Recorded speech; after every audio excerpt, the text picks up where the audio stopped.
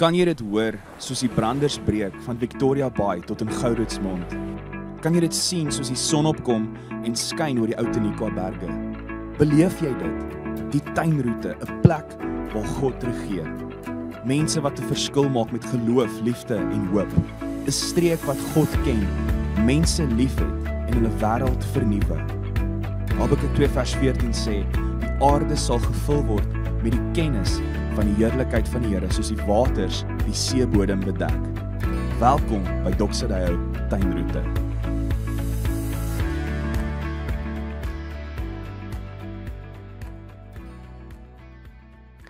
Goeiedag al ons Doxadeo Tuinroete familie en vriende. Dis lekker om saam met jou te kuier. Ek is Gerard as ons nog ontmoet het en ons kop vandag 'n nuwe preekreeks af. Ek is baie opgewonde en ek sien uit saam met jou na dit, maar voordat ons saam kuier, kom ons bid eers saam.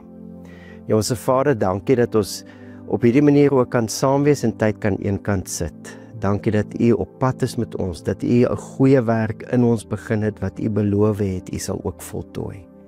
En ons kom bid vandag dat U die Heilige Gees die woord sal gebruik om U doel in ons lewens te bereik. Ons bid dit in Jesus se naam. Amen.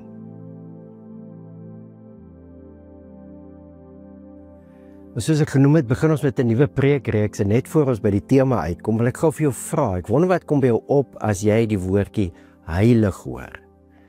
Ek wonder of dit 'n woordjie is wat vir jou aangenaam is, nuuskierig maak, jou aantrek, of miskien iets wat jy nie regtig oordink nie. Ek wonder of die woordjie se betekenis vir jou oor die tydperk van jou lewe verander het miskien. En ek wonder meer as alles, as jy die woordjie in die Bybel lees, wat kom by jou op? Want oor en oor in die briewe in die Nuwe Testament word die mense, ek en jy wat in Jesus glo, aangespreek as heiliges. Hebreërs 3 vers 1, daarom heilige broers. Die broers is natuurlik hoe hulle die familie, die hele familie aangespreek het, so dit sluit die vrouens en die kinders in. Heilige broers, heilige familie. Voel dit vir jou of dit eksklusief is net 'n sekere groepie mense? 'n Hoër graad Christendom? Wat kom by jou op as jy die woordjie heilig hoor? En as jy hoor dat dit die manier is wat die Nuwe Testament jou beskryf. Ons begin vandag 'n reeks, ons noem dit een lewe, en hierdie reeks gaan oor integriteit. Want baie keer dink ons kan ons lewens in kompartemente verdeel. Ons het 'n werklewe en 'n gesinslewe en 'n kerklewe en 'n vriendelewe. En baie keer probeer ons daai lewens uitmekaar uithou.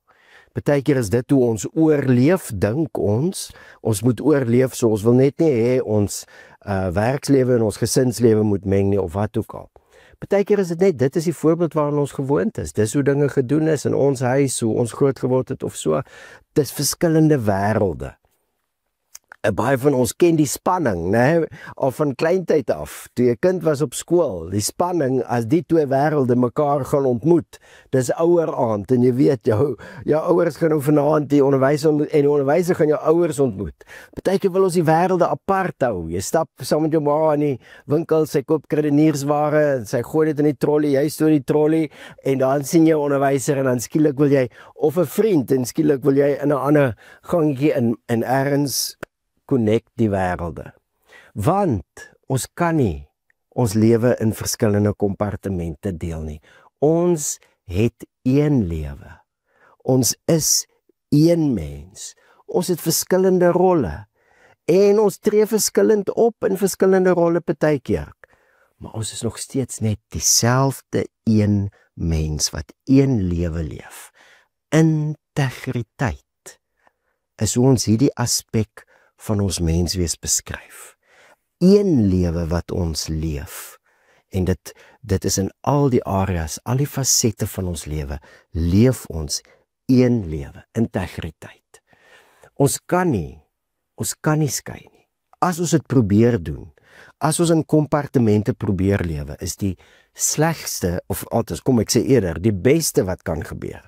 Daar's net sleg. En die beste slegste wat met jou kan gebeur, is dat jy in soveel opsigte gaan uitmis op die vreugde en die krag van God se koninkryk in jou lewe. Want jy beperk die werking van sy koninkryk. As jy 'n kerklewe en 'n werklewe en 'n gesinslewe het, jy beperk.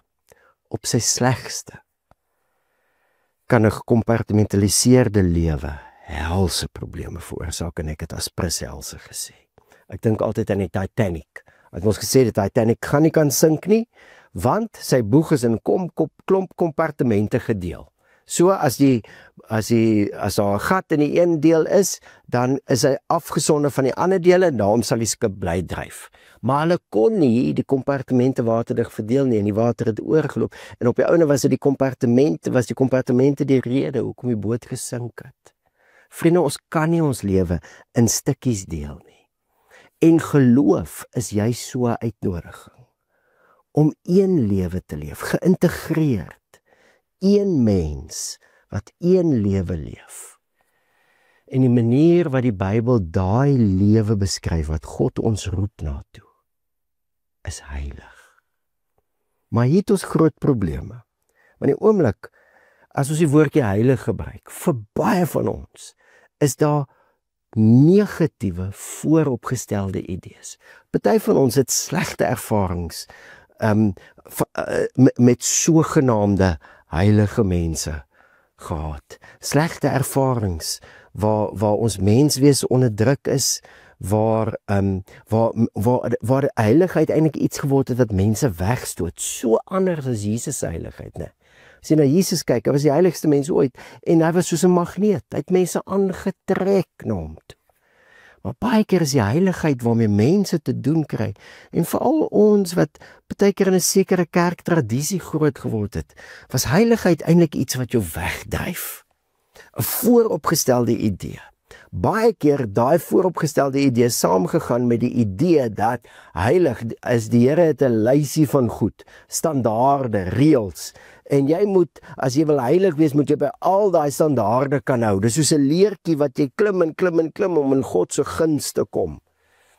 En dan meeste mense voel die hele tyd, hulle skiet tekort, hulle maak dit nie, hulle maak nie die kat nie. Party mense dink hulle kry dit reg, en hulle raak so hoogmoedig, dat almal om hulle voel hulle skiet tekort.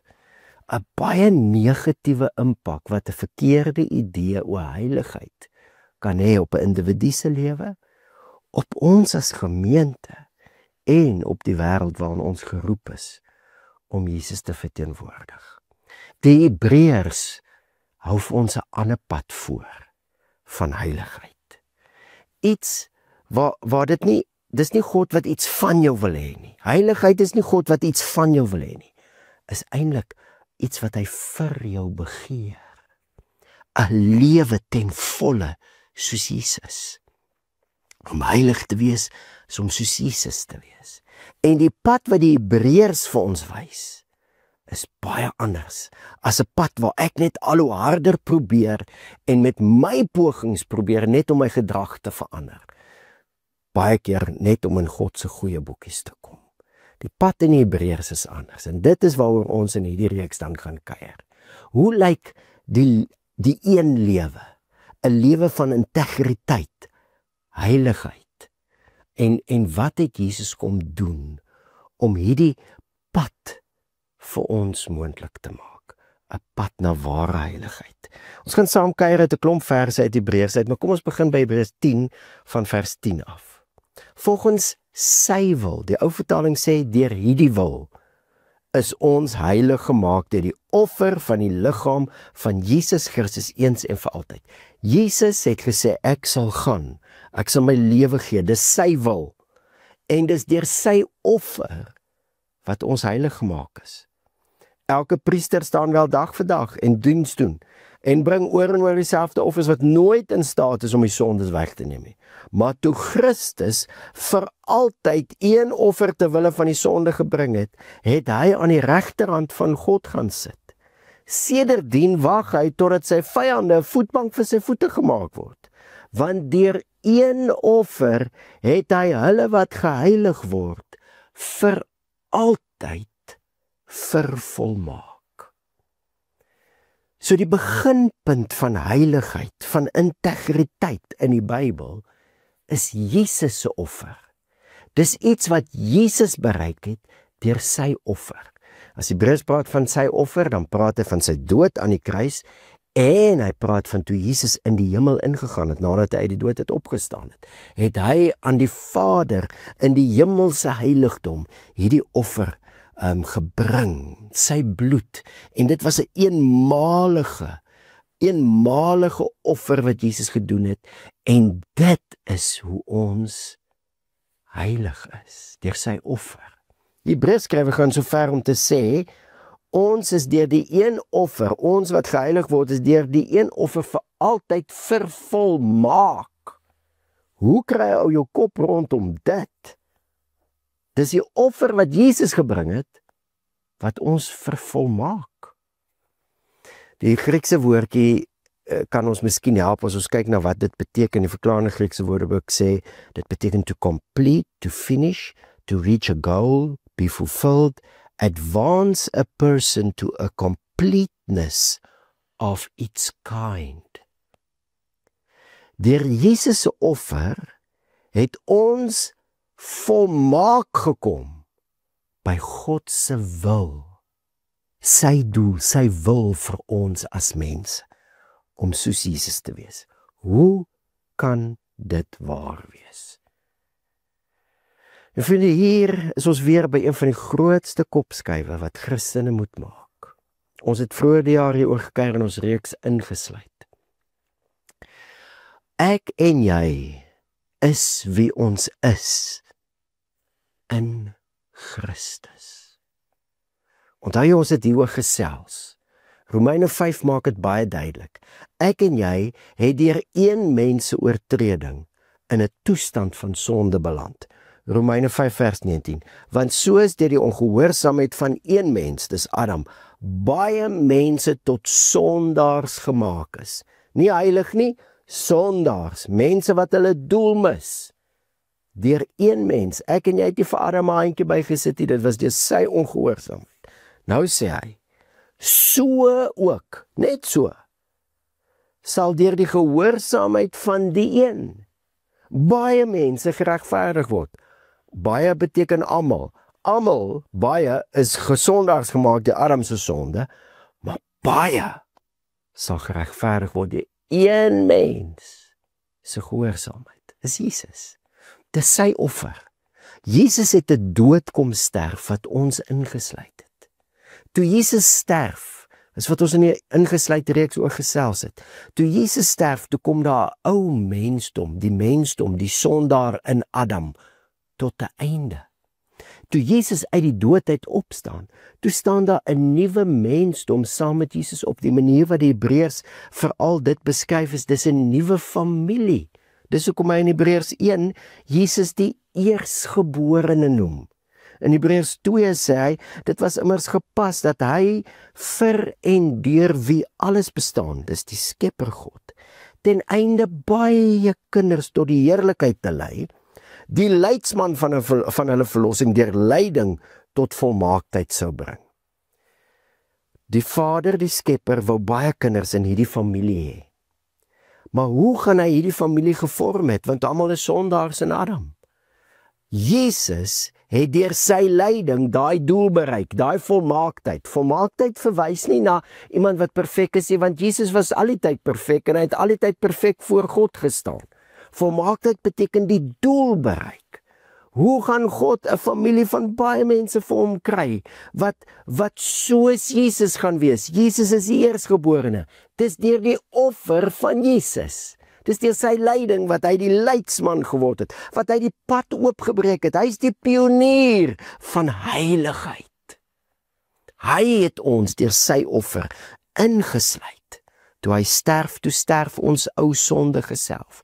Toe hy uit die dood uit opstaan, toe word daar 'n nuwe mensfamilie gebore en ek en jy is nou deel van daai familie. Hoor hoe beskryf hy ons? Want sowel hy wat heilig maak, dis Jesus, as hulle wat heilig gemaak word, is almal uiteen. Daarom hierdie rede is Jesus nie skaam om hulle sy broers te noem nie. So dis deur die offer van Jesus wat hy eens en vir altyd dit moontlik gemaak het dat ek en jy deel van hierdie nuwe mensfamilie kan wees. 'n Mensfamilie soos hy. Hy is die eersgeborene. omdat ons ingesluit is in Jesus se dood en opstanding, is ons in daai sin reeds by die volmaakte, by die volmaakte wil van God vir ons as mense.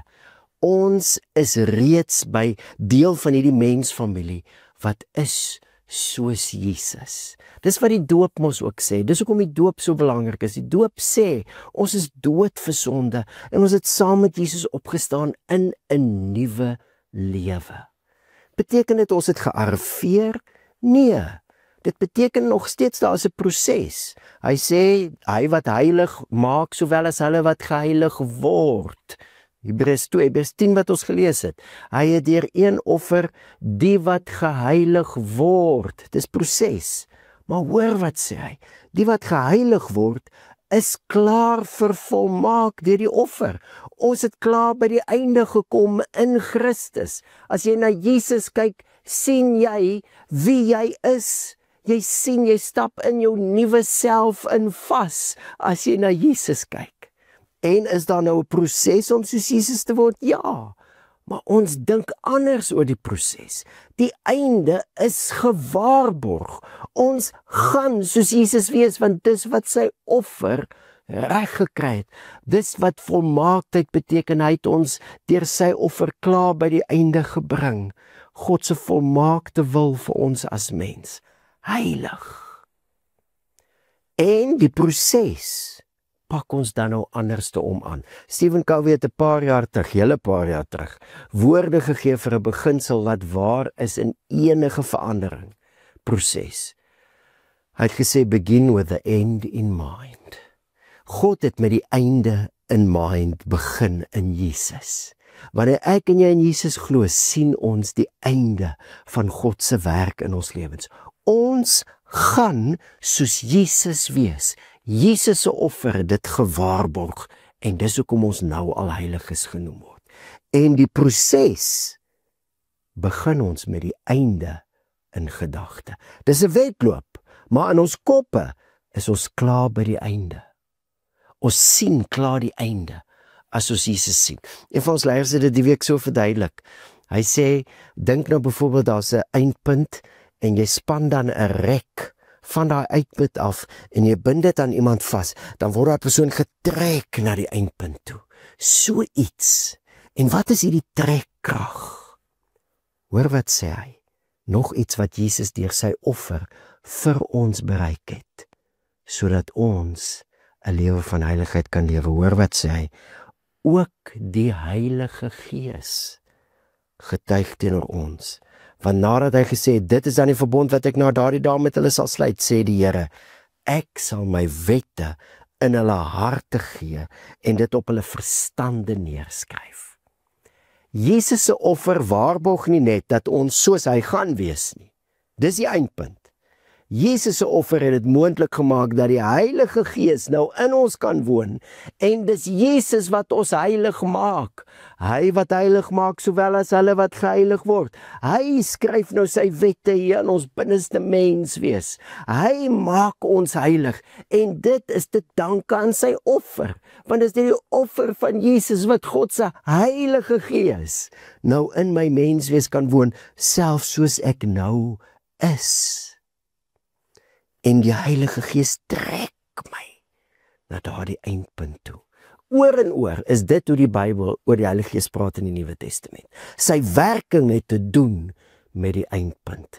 Dis asof die eindpunt na ons toe kom en ons nou trek. Hierdie trek, eintlik in die Hebreërs en in die Nuwe Testament word dit 'n roeping genoem. Daarom, heilige broers, deelgenoot aan die hemelse roeping. Hemelse roeping is nie om hemel toe te gaan nie, dis om 'n hemelse mens te wees. Die eindpunt is gewaarborg deur Jesus se offer en deur die werk van die Heilige Gees, wat natuurlik ook deur Jesus se offer moontlik gemaak is, dat die Heilige Gees nou in ons kan woon en in ons kan werk. Natuurlik ook, vriende, in die proses werk ons saam met die Heilige Gees. En dis waaroor ons die volgende 2 weke gaan kuier. Hoe werk ek saam met die Gees? Dat my lewe een lewe van integriteit kan wees. Maar ons moet eers hierdie prentjie sien. Jesus se offer het vir altyd vervolmaak. Ons staan klaar by die einde. Dan begin ons nou met die proses. En hierdie proses is ook deur Jesus se offer moontlik gemaak. Die Heilige Gees kan nou in ons woon. En dan sê hy verder, hy sê, aan hulle sondes en wettelose dade sal ek glad nie meer dink nie. Waar daar vergifnis hiervoor is, word 'n offer vir sondes nie meer gebring nie. Selfs op hierdie pad van heiligmaking, as ek nog sonde doen, is daar reeds vergifnis. Daar's klaar vergifnis vir alle sonde wat ek gaan doen. Dit beteken nie dis 'n verskoning nie. Dit beteken hierdie goed hoef my nie meer vas te hou en weg te hou van 'n lewe van heiligheid, van integriteit nie. Dis alles vir hierdie hele pad en die eindpunt gewaarborg, het die offer van Jesus voorsiening gemaak. En daarom kan ek en jy 'n lewe van heiligheid, een lewe van integriteit lewe. Ons gaan volgende week 'n bietjie gesels oor die hoe leef ons saam met die Heilige Gees. Maar ek wil nou 'n bietjie net saam met jou nog oor iets saam met jou dink. Die doel is nie heiligheid nie. Die doel is nie integriteit nie. Eintlik is heiligheid se eerste betekenis in Hebreërs is die dinge wat eenkant gesit is in die tempel, die mense, die priesters, die instrumente, is eenkant gesit, is heilig. Is instrumente vir God se doel. Heiligheid is nie die doel nie, integriteit is nie die doel nie. Die doel is wat wil die Here bereik met ons menswees en met sy hele skepping. En hier wil ek jou uitnooi, ons gaan in ons volgende Hebreërs sessie bietjie meer praat oor die tempel in Hebreërs. Ons sessie 9 wat nou in die volgende week of 2 gaan gebeur. Ek wil jou uitnooi om te gaan deelneem, al het jy nie die vorige sessies gedoen nie, neem deel aan die ene, want daar gaan ons in diepte praat oor die tempel, ons kan nie nou nie. Maar hier was wat die tempel was vir die Hebreërs mense. 'n Tempel, of die tempel was die plek waar hemel en aarde verbind het, sodat die koninkryk van God op aarde kan kom, soos in die hemel. Die heerlikheid van die Here die aarde kan vul. So as ons nou geheilig is dit vir 'n groter doel.